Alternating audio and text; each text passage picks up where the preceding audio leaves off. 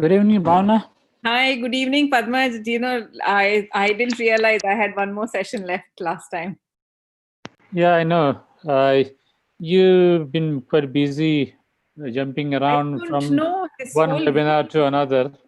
yeah, this whole week is tomorrow is pancreas metastatic, and then I'm doing my own meeting on 20. I mean, this whole GI Yeah, yeah.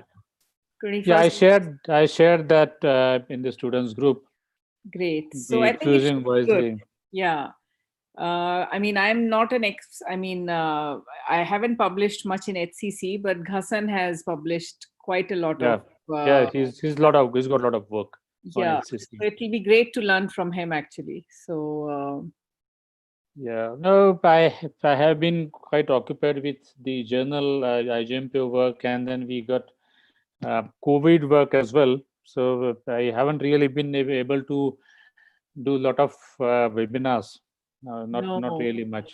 So I do it in the evening for an hour, but the thing is, the preparation before is a lot. It takes a lot of time. I know. Takes a lot Yeah, of time, and even now, and then I had this New York debates thing, and so from 5:30 a.m. to 4:30 a.m. I was hooked on the computer.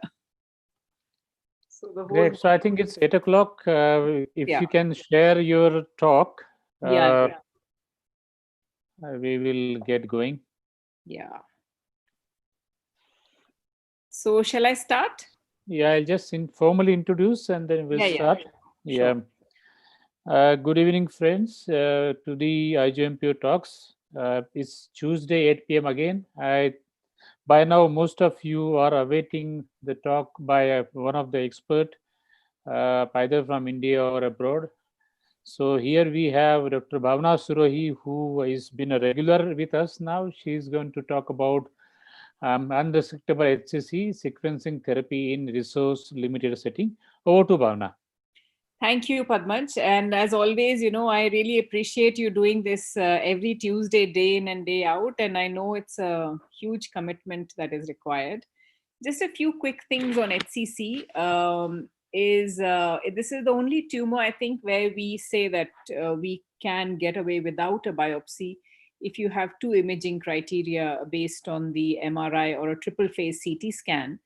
But I think in this day and age, if we can, we should try and biopsy because you have a hepatocellular carcinoma, but we know that some of our patients may actually have a hepatocholangiocarcinoma, which may have similar radiologic features.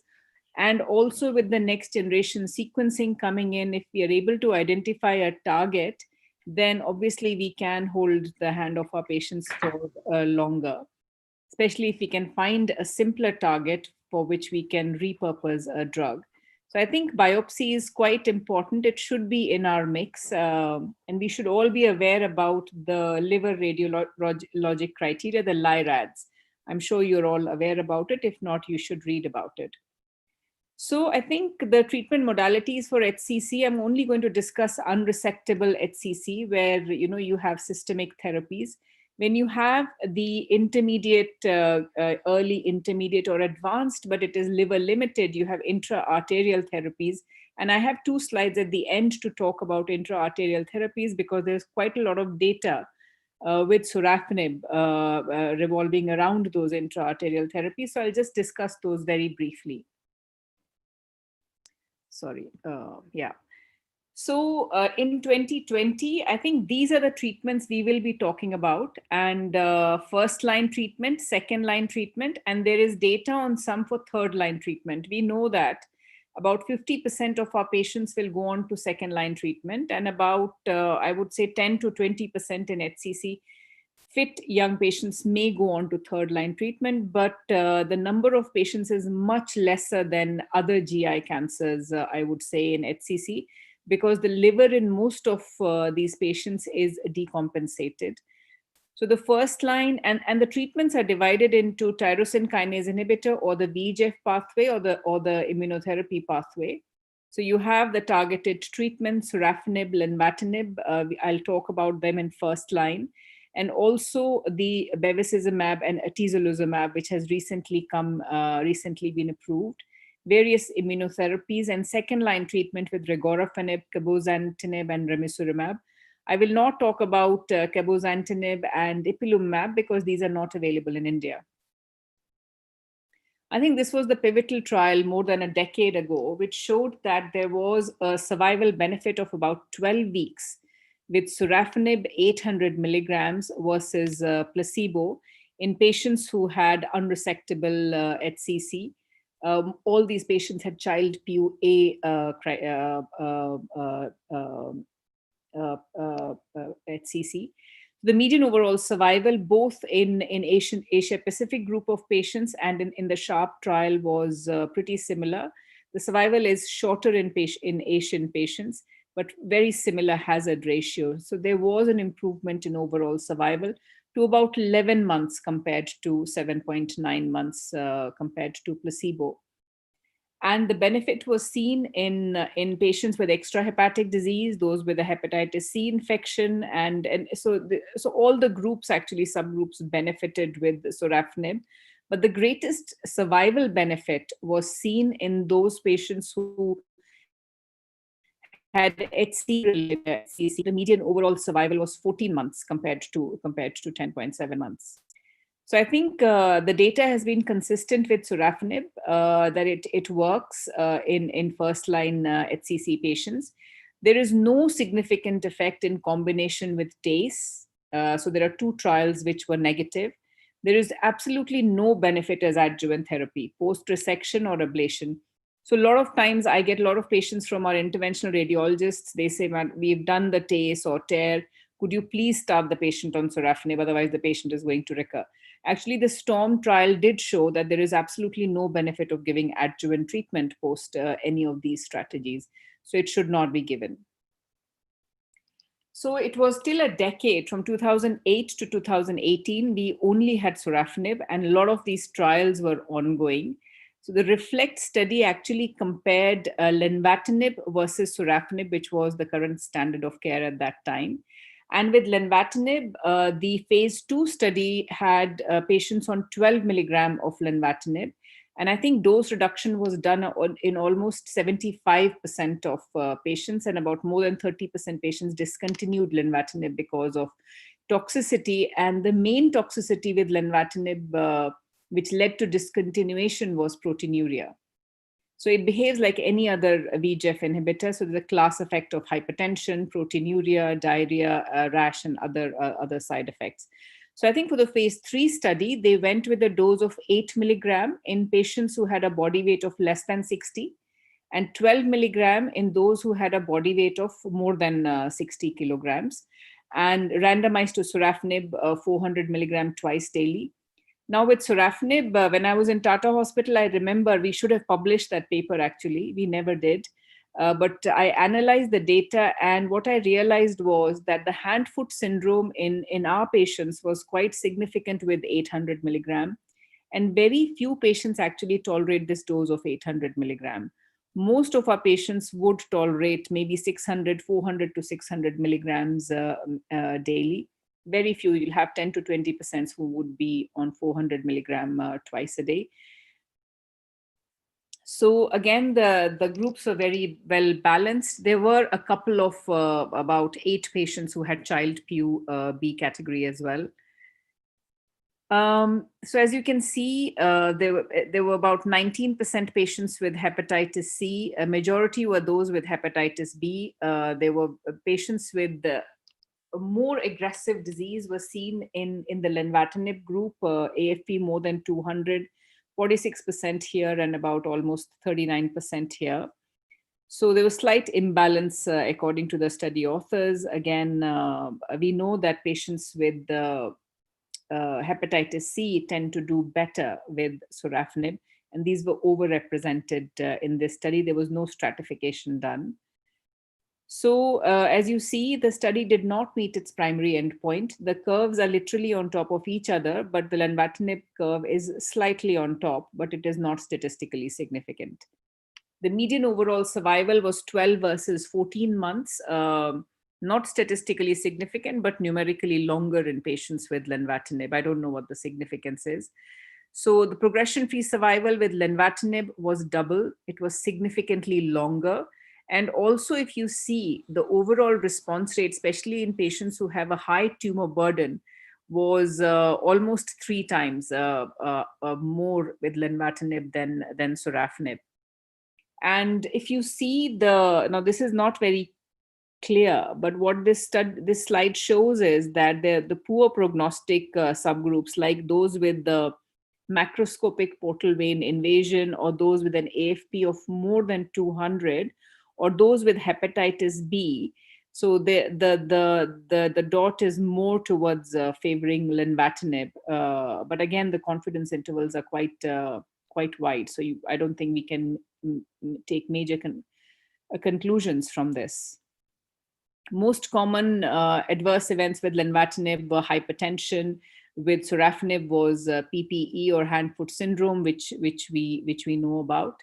And about 33% patients reduced the dose, and a few discontinued in both the arms. So, like I said, with sorafenib, my experience has been that very few of our patients tolerate 800 milligram. Again, with lenvatinib, I have quite a few patients on 4 milligrams alternate day. So we, according to weight, we start with 8 or 12 milligram, and from 8 you go on to 4 milligram, or from 12 you go on to 8 and then 4. But I have quite a few patients who are responding very well with lenvatinib, but they are on 4 milligrams alternate day, mainly because of thrombocytopenia or hypertension. So other thing I've seen in at least 2 of my patients in the last year is that these patients have developed arterial thrombosis, and in those who do develop arterial thrombosis, lenvatinib is actually contraindicated. So I had one patient who developed pulmonary artery thrombosis, not venous thrombosis, but arterial thrombosis. But again, this is a side effect of class effect of VEGF inhibitors. So I think whether you want to go with sorafenib or lenvatinib, each of these is different slightly. Sorafenib may probably be favorable in patients with the hepatitis C histology. And the other thing is, in the lenvatinib study, one of the inclusion criteria was that patients who had more than 50% of liver involvement, they were not included. They were not included. So with lenvatinib, you usually prefer it if there is less than 50% liver involvement. Sorafenib, any tumor burden is allowed. More of skin toxicity, hypertension with lenvatinib. Now, the other study, which is a first-line study, is nivolumab versus sorafenib. The checkmate trials are the Nivo trials. Looked at 240 milligram versus sorafenib 400 milligram. Now, the dose that is approved by DCGI in India for nivolumab is 3 milligrams per kilogram. So again, child PUA, a good performance status. The other thing is, the most of the patients that you would see in your clinic would be low child B, I would say. So they would have a child PU score of 7 to 8. So they would be on the lower side, but very rarely do you see patients with the child A criteria, because by the time the patients come to you, they would have had some form of intra-arterial treatment, and their liver would be decompensated. So very rarely you see the trial criteria patients in your clinic. Sadly, this study did not meet its primary endpoint, and the survival was 15 months and 16 months, pretty similar in both Nivo and sorafenib. So it was a negative study. So again, this subgroup analysis doesn't mean much. Subsequent treatments, about 50% patients, which again reflects our clinical practice, do go on to second-line treatment, and these were the various treatments that patients had in this trial. And about 3 to 4% patients actually underwent surgery as well. So 20% patients in the sorafenib arm received some form of immunotherapy afterwards. So again, the safety profile was pretty similar in both the arms, especially the grade 3 and 4 treatment-related adverse events was 22% in the Nivo arm and about 49% in the sorafenib arm. So the toxicity profile, the safety profile actually favored nivolumab. But again, I will talk about the costs at the end of the talk, and then And to avoid that, I think the best way is to start with a lower dose and then escalate it slowly. So again, this slide shows that fewer patients treated with Nivo experienced worsening of treatment side effects compared to Sorafenib. And probably this is a good option for patients where the VEGF inhibitors, because of arterial thrombosis or uncontrolled hypertension, are contraindicated. So this was the one of the practice-changing studies, I would say, because this regimen was approved as first-line treatment. Patients were randomized 2:1 to atezo 1200 milligram every 3 weeks and bevacizumab 15 milligrams per kilogram every 3 weeks, a very high dose. Sorafenib twice daily. And again, the patient, child A, very similar to the criteria which is used earlier. Quite a few patients had AFP more than 400 as well. So, but very well balanced in both the arms. So this study, this is the only trial actually first line, which has shown that there is something which is better than Sorafenib, which has been around, because all the other trials have shown that nothing else is better than Sorafenib. So with the median follow-up of almost 9 months, what this showed was with atezo-bev, the overall survival median has not been reached yet, but the hazard ratio is about 0.58, which is pretty impressive in HCC. So significantly better overall survival, and also progression-free survival was also significantly better. It was 4 months versus 7 months, so 3 months longer with this combination. And again, time to deterioration of quality of life was significantly better with atezo-bev. Patients were able to maintain their quality of life. I think probably is related to the progression. Adverse events, again, the adverse events were grade 3 or 4, were pretty similar in both the arms. And in Sorafenib, it's mainly related to hand-foot syndrome. I think most of the patients in this trial would have started on 800 milligrams of Sorafenib. So I think again, as this slide shows, that this is the only combination which has shown that it's significantly better. It has a good safety profile, but again, these are very fit patients. So one can consider immunotherapy where TKIs are contraindicated. But again, if you consider radioembolization, one has to make sure that the patient has no extrahepatic disease, has a good functional liver reserve, no main portal trunk invasion, portal vein thrombosis in the other branches is allowed. And also you have to have high MA uptake in every tumor site. Nivolumab, again, these are very standard criteria. If any of the patients does have hepatitis B or C, it should be under control with the drugs. These are the various trials which are looking at checkpoint inhibitors versus VEGF inhibitors, first line. Coming on to the second line treatment options, I think these are the drugs which are available in India except cabozantinib, and I'll just talk to you briefly about these drugs.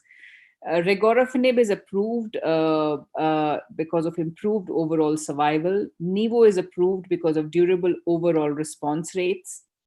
Brivanib, everolimus, the mTOR inhibitor, has failed. Ramucirumab, it failed in the original REACH, but was positive in REACH2, and I'll show you some slides on this.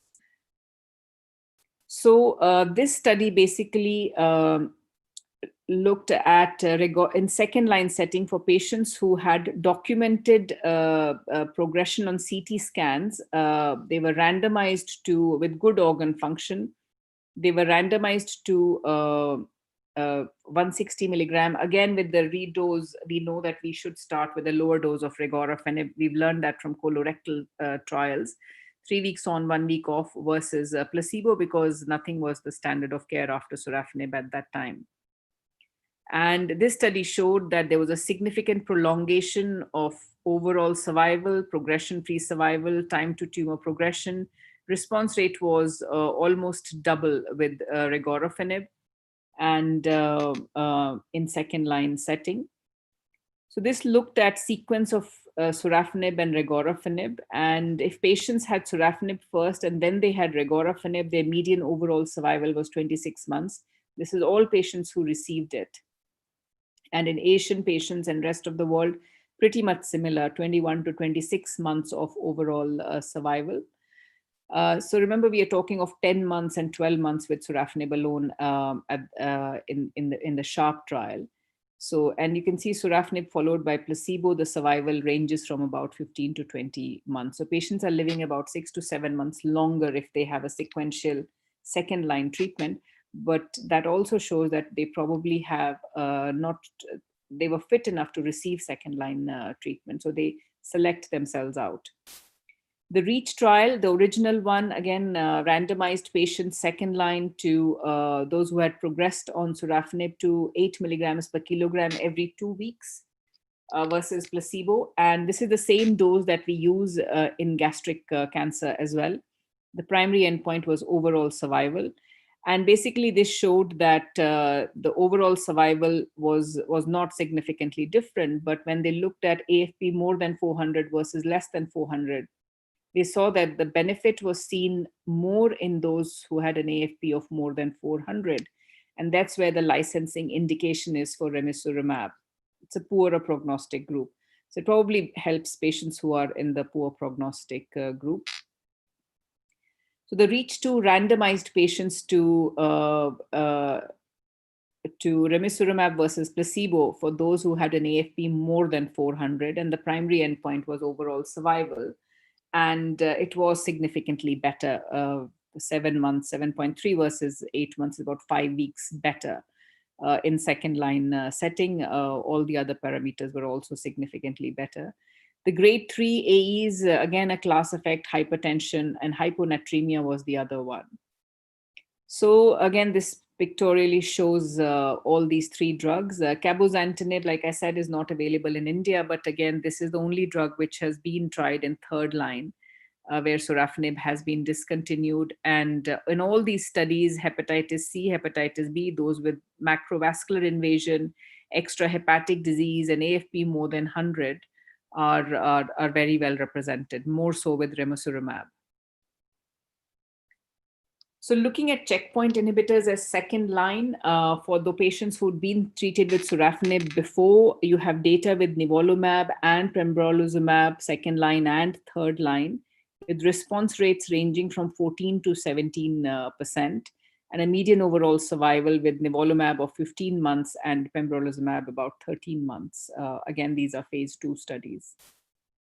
Similar thing shown here. So I think since I started training, when we were training, we used to give doxorubicin and tamoxifen in 94, 95.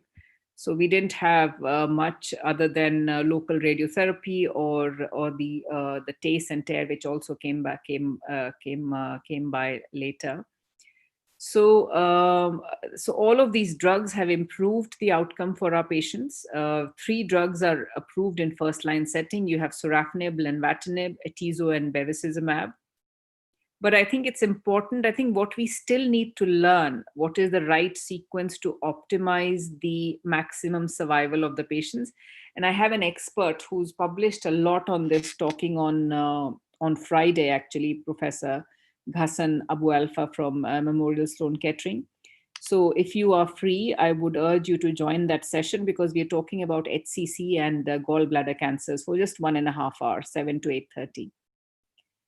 So very briefly, I just wanted to show this so that you are able to tell your intervention radiology colleagues that there is no indication to give sorafenib adjuvantly or along with any of these modalities. So 2 randomized trials have failed to demonstrate a superior overall survival after radioembolization versus sorafenib. Again, huge number of patients.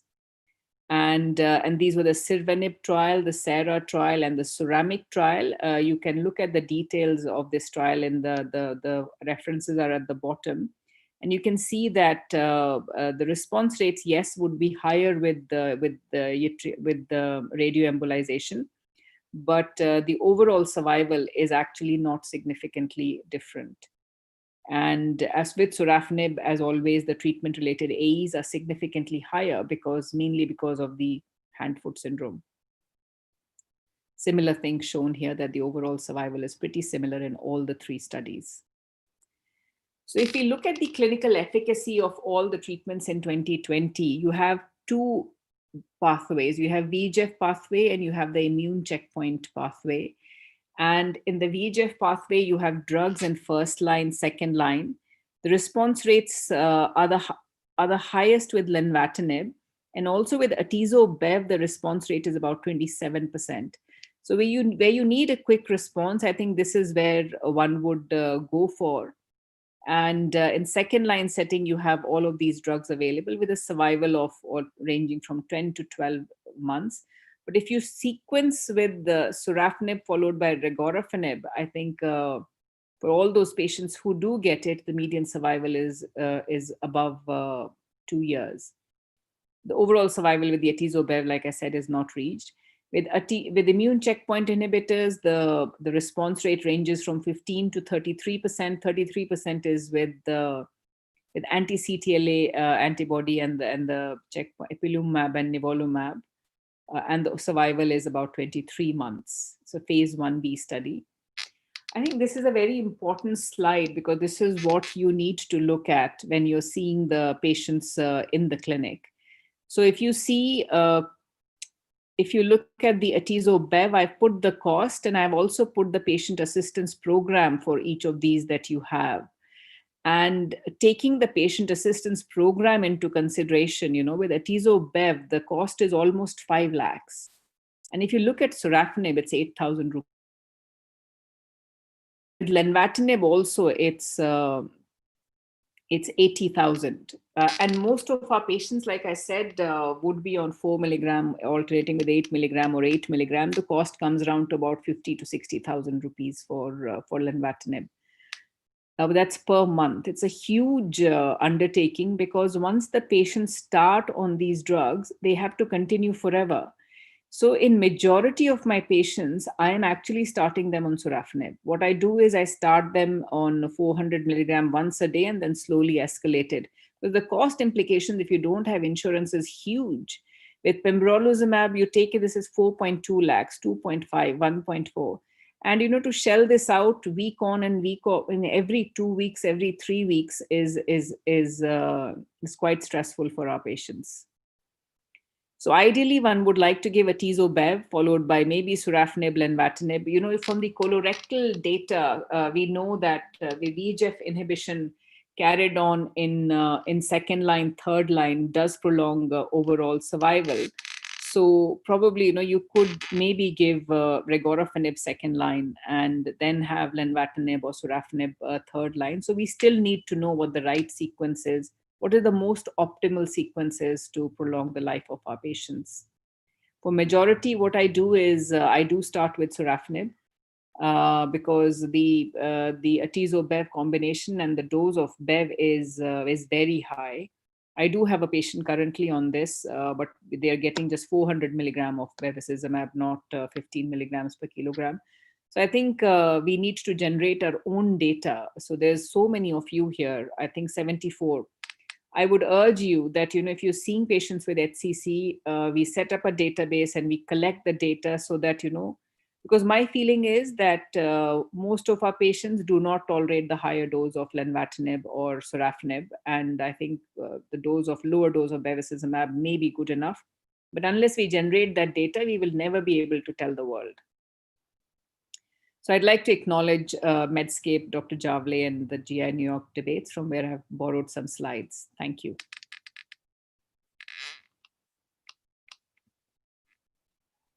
Okay, so shall we take the questions? Yeah. Thank you very much for your talk. I think we got 3 questions. Okay, will Sorafenib work post-progression on Atezo-Bev? If not, what is the ideal second line? So, this is a VEGF inhibitor. And like I said, I'm extrapolating for colorectal that we know that, second line, third line VEGF inhibition does work. And in fact, when you stop bevacizumab, there is rapid progression. And I have seen in a few of my patients that when you stop the VEGF inhibition, there is a very rapid progression. So We don't know the answer to that, but I think Atezo-Bev, probably I would give Ramucirumab second, or Regorafenib second line, and then Ramucirumab. We don't know what the right combination is. So, but yes, in affording patients now, we are starting with Atezo-Bev. Okay. So the next question is, oh, I'm not able to go up. Got up. So experience in Lenvatinib or Sorafenib in child PU B or C. So C is definitely contraindicated. I would not give it. And in B, I would go with the lower B, 7, where the score is 7, 8, and a patient is fit, is walked into my clinic. It's the PS01. And but if they come in a wheelchair with huge amount of ascites, bilirubin on the higher side, I would not consider any of these drugs, because these drugs are quite toxic. And again, like I said, we don't have much data on it. We must generate data. Sorafenib, I do have experience, because I have slides from 2014. I think we had about 30-40 patients with child PUB that I had given Sorafenib to. And yeah, you also have experience with that? Yeah, I think it's the same. What I was saying is that there's a problem with second line with even Lenvatinib also. There's no data of if you use Lenvatinib in the first line, and then what do you use? So I think the first question, like what do you use after Atezolizumab, the same is what do you use after Lenvatinib, and I think it's only collaboration that will give us, or you have a real world experience, and then Absolutely. try to collaborate, and then try to answer those questions. Yeah, I mean, colorectal is a common cancer, so we are learning now. And after a decade of only Sorafenib, we suddenly got so many drugs. Now we need to learn how to optimally use them and sequence them, I think. Yeah, So most of our patients come in child PUC B. yes, Hardly any are in A. I mean, no, and so they don't go to it's a valid secondary question. treatment. Yeah, Yeah, they won't. Most of them won't. I agree. Any experience with Atezo-Bev? Like I said, I have about 3 patients on Atezo-Bev, and in a couple, in some, I mean, the insurance covers everything, so they're getting 15 milligrams per kilogram, but as per the trial dose. But this other patient, we've just giving 400 milligram, because I mean it's quite expensive, these drugs. So let us see. I mean, the Yeah, patient is responding well right now.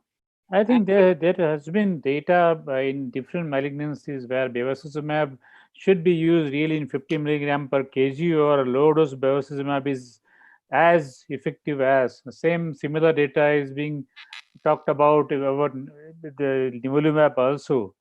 So, but I don't know who's going to support the trial. If you No, and I think in colon, we know that 7.5 milligram is as good as 15 milligrams per kilogram. So we absolutely, know from other absolutely. cancers.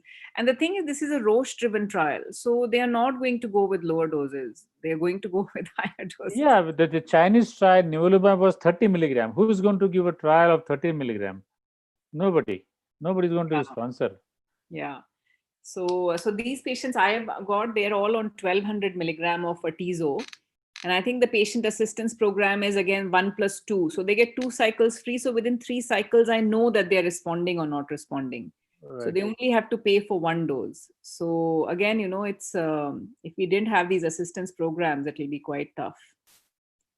So any rationale of using Lenvatinib in different doses in HCC, RCC, and thyroid? Oh God, I don't do RCC and thyroid at all. So thyroid, you give 24 milligram, isn't it? Yes. 18, most people come down to 18. 18. But HCC is a different disease. The liver is not normal. So in RCC and thyroid, your liver is normal. Most of the patients would have an uncompromised liver. Most of our patients with HCC will have a compromised liver. So that's why I think most of my patients none of them, I got one patient on 12, got quite a few, but most of them are on 4 milligram alternating with 8 milligram. And another one is alternate day 4 milligram. He's an 82-year-old gentleman, but he crashed his AFP from, I don't know, 10,000s to 200 on Lenvatinib. So I think for him, even 1 milligram of Lenvatinib will be good enough. So, I've reduced the dose right down. Actually, he's taking it twice a week. So, and mainly, I think the issue was hypertension with him. But he's 82. He's back in Cochin. He's doing very well.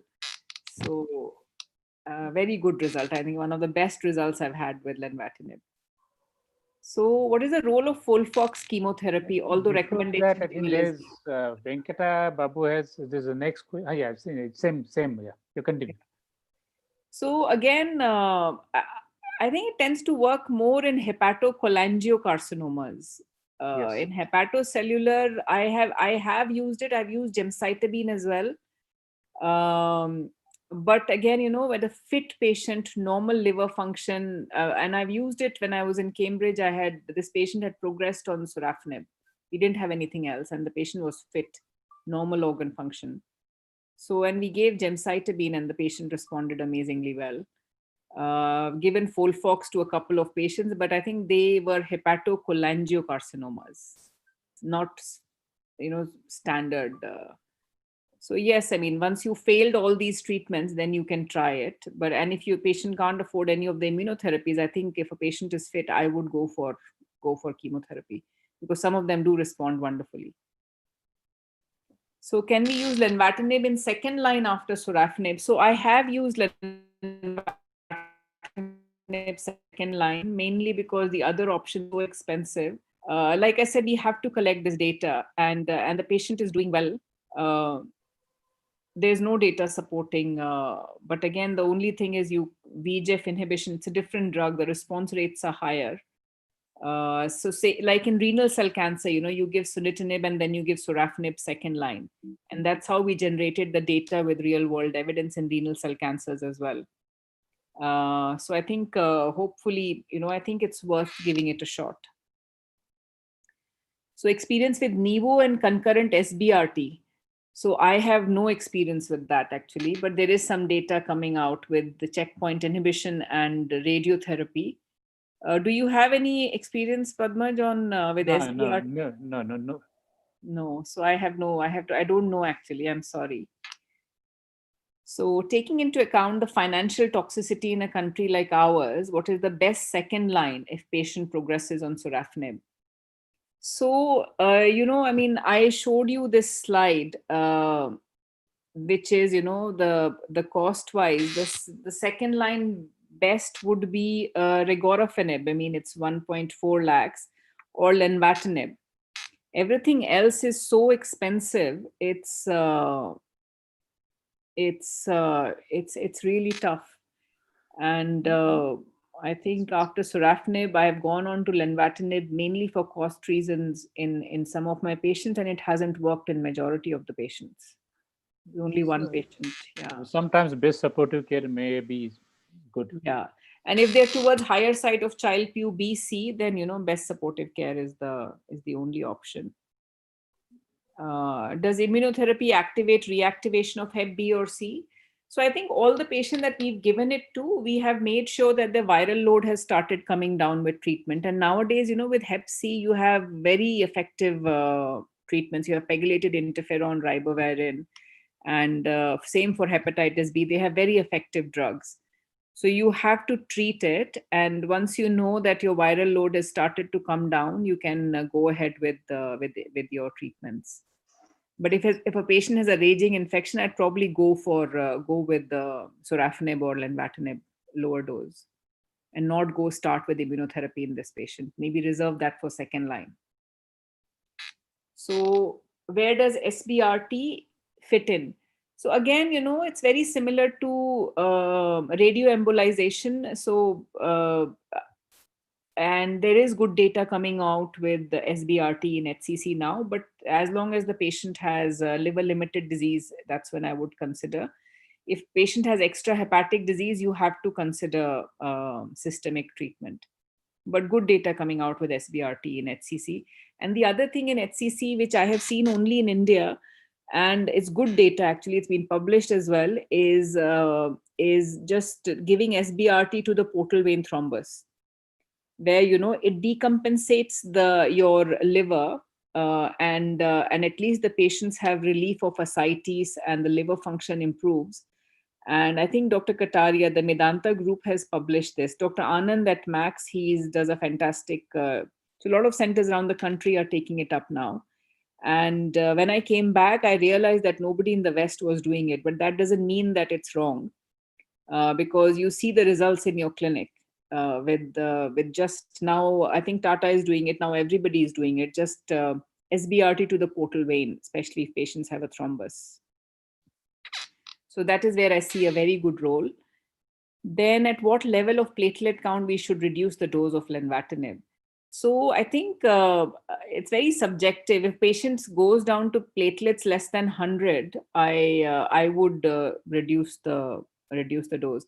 So I have a patient who's post renal transplant actually on Lenvatinib, and he's on 4 milligrams alternate day. And the only problem that I've had with him, he's on mycophenolate mofetil, is platelet count.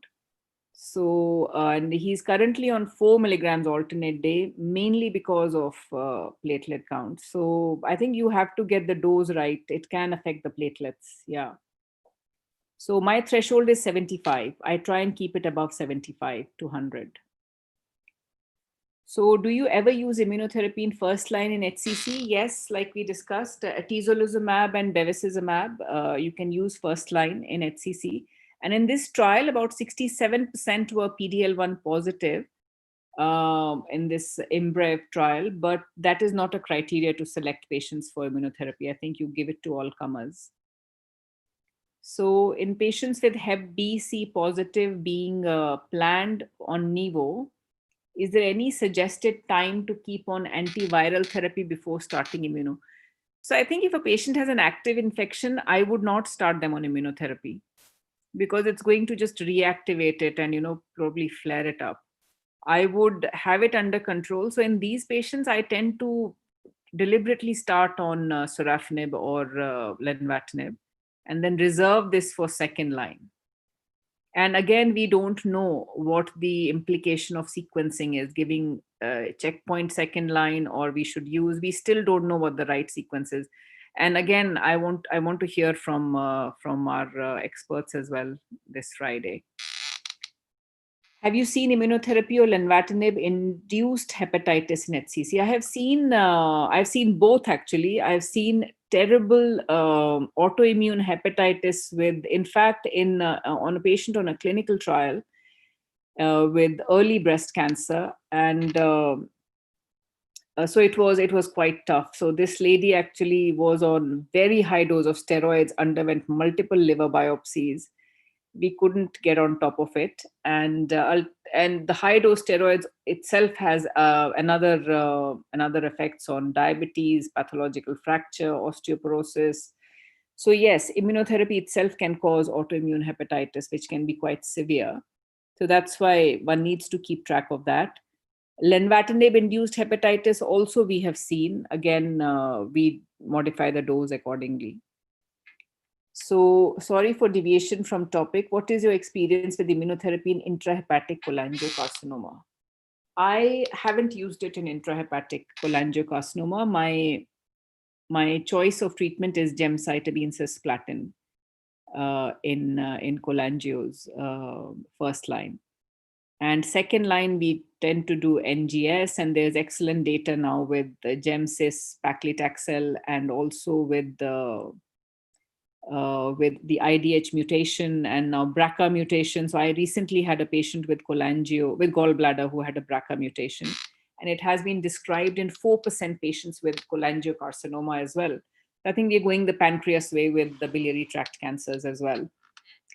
What is your experience with regorafenib in HCC? So I have used it in not many patients, because very few patients of mine have gone on to second line, third line. Exactly what Dr. Padmat said, most of the patients, when they come, they are child PU B already. And very few of our patients will actually go on to second line, third line therapy.